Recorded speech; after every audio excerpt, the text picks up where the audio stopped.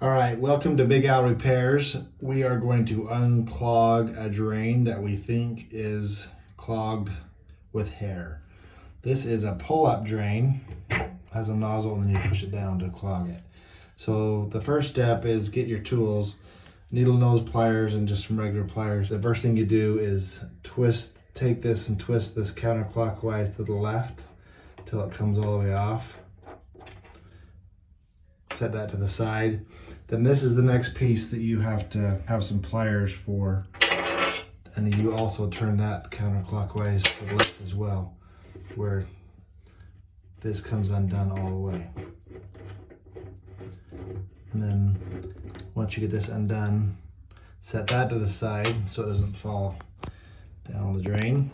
And at this point, you pull this top plug out and set that to the side.